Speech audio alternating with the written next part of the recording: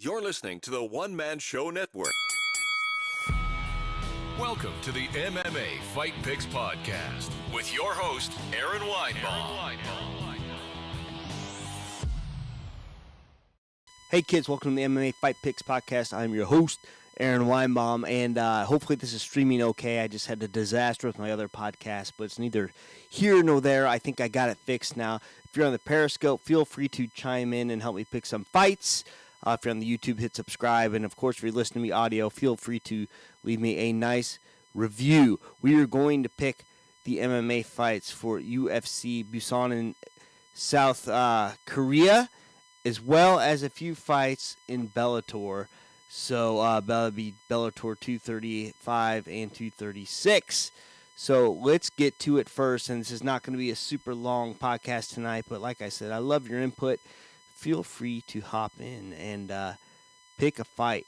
First up, the UFC in South Korea, which is in the middle of the night for me. I think it starts about 2 in the morning. No, it starts at 1 in the morning, so I'd basically not go to bed, but an hour or two, and then watch the fights. I don't think I can handle that because I got kid duty that day. Some other kids will be wrestling and whatnot, so it is what it is. So let's go ahead and pick Volkan Oezdemir and Aleksandar Rakić, man. This looks like a good fight. It's the co-main of the evening. Let's look at Aleksandar Rakić first. Okay, this guy, all wins except for a loss in 2011. This guy's on a tear. Starts Jimmy Manawa, I believe he sent him to retirement. TKO, Devin Clark, round 1. Justin Ledette, 2018. Okay, so this guy, he looks like a killer. Now, let's go back to Oezdemir. You know, they're saying that the strength of schedule here for Oezdemir is stronger than Rakić, but I don't know about that so much because he did beat Ilir Latifi, who's going to heavyweight, which I think is a questionable move also. But before that, he's got losses. Dominic Reyes, Anthony Smith, Danny Cormier. He does have another win also over Jimmy Manawa. I believe they both beat him in 42 seconds. Misha Serkinov, Ovin St. Preux.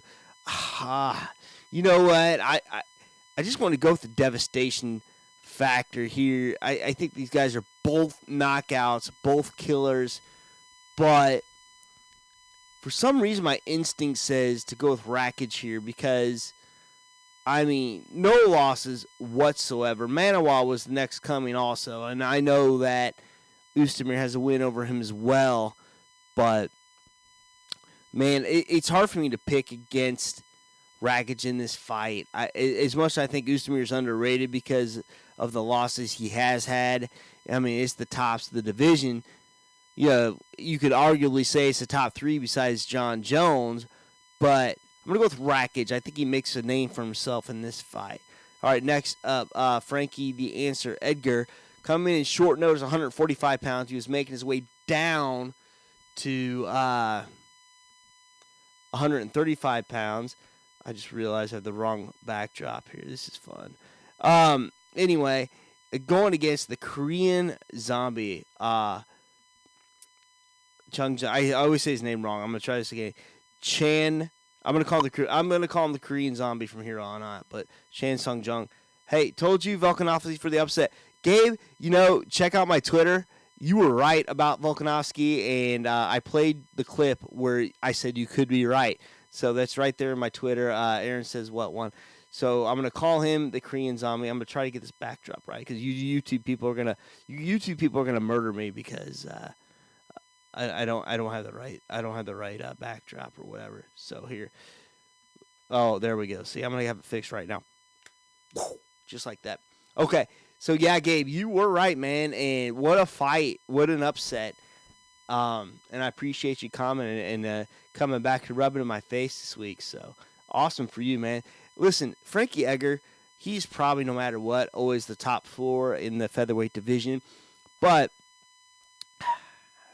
you know, it's hard to badmouth the guy. I don't want to badmouth the guy to say he's lost a step. He's lost a step. He's getting a little bit older here and there. I think 135 was the right move for him, just like we saw that it was for Aldo. And I was way wrong about Aldo. I mean, I did pick him to lose, but I thought he would look terrible at 135 pounds. I think he looked good. I think he may have won that fight.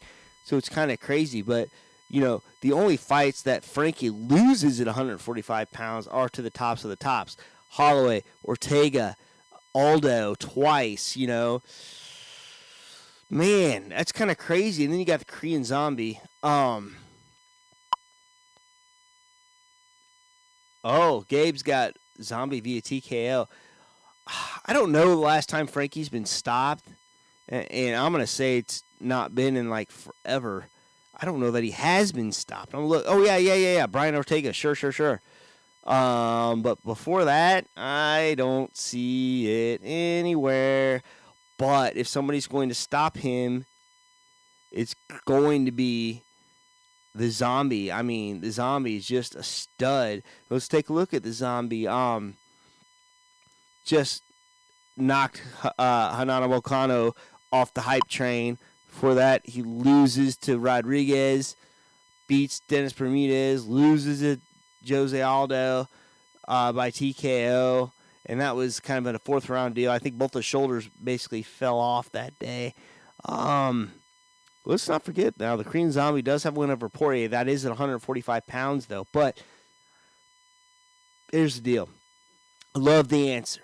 I love the Korean Zombie, but the answer is going down 135 pounds for a reason. I don't know how far he was into that cut, except for he was going to fight in January, so he's not looking to get bigger. He's not looking to put on strength. He's just looking to take this fight, and I don't like it. I don't like it at all, and I think the Korean Zombie does come out on top. I'm not going to say TKO like my main man Gabe, but Gabe could be right.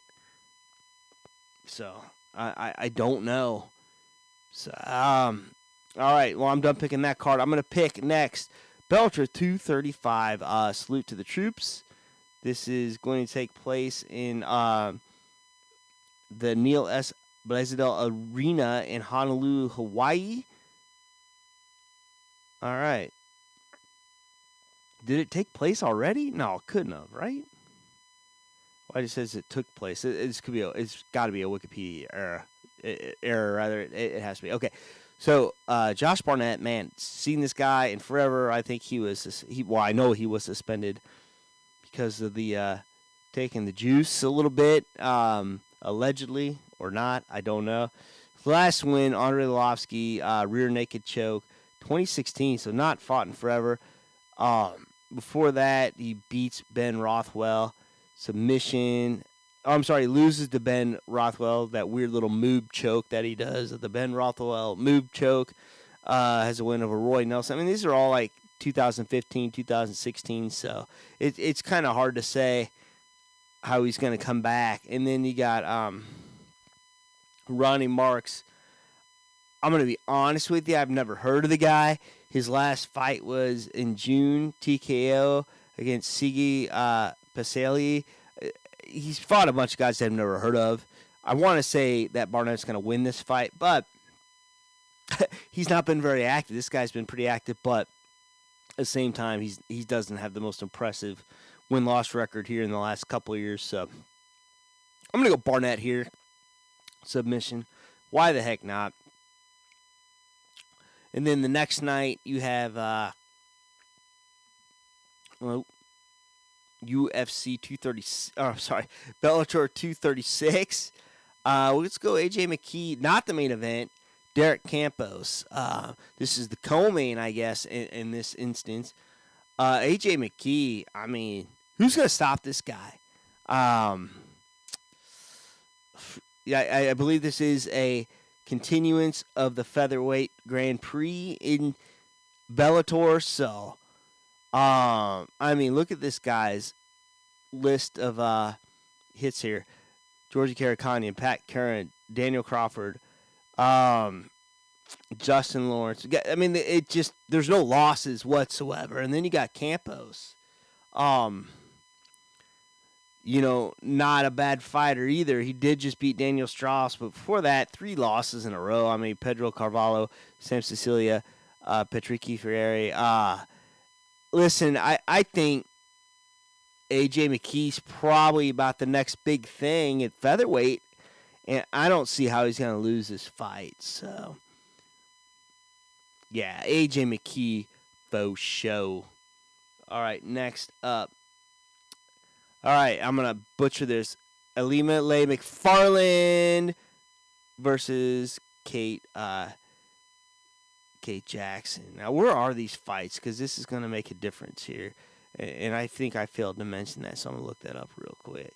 And, of course, my computer has absolutely frozen here. No, it is Honolulu as well. So, okay. Well, I believe Macfarlane is the hometown girl, if I'm not mistaken. Let me make sure. Yeah. So, going up against Kate Jackson, who I've never heard of. I have heard of Macfarlane before. Let's look at Kate Jackson's first few fights. I mean, okay, she's coming off a win. And let's see here. I'm going to have to get a more powerful computer. This is driving me crazy. Lena. Oh, what a this is unfortunate because I'm terrible at pronouncing names. Oezdemir.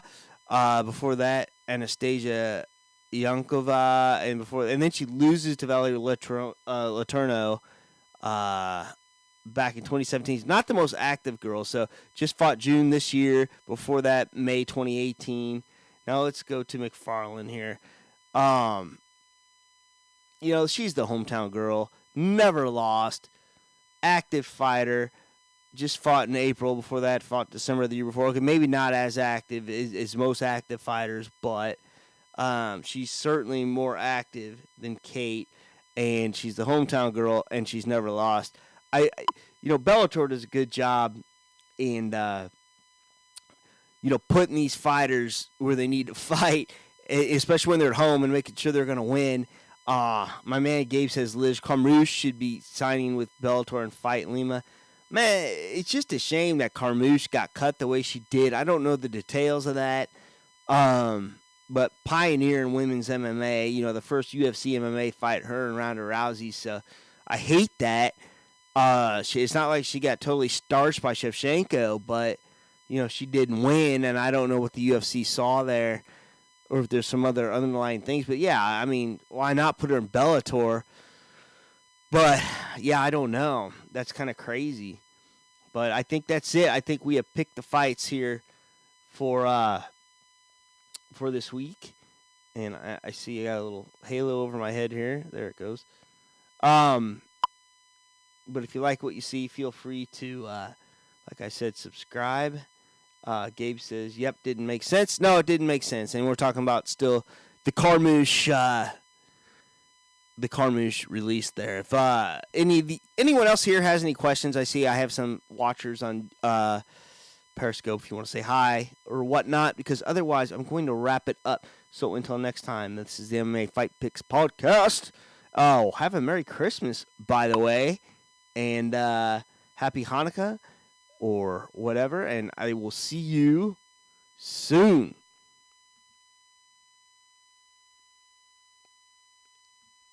Please remember to support the podcast by visiting the affiliate links on AaronSaysWhat.com.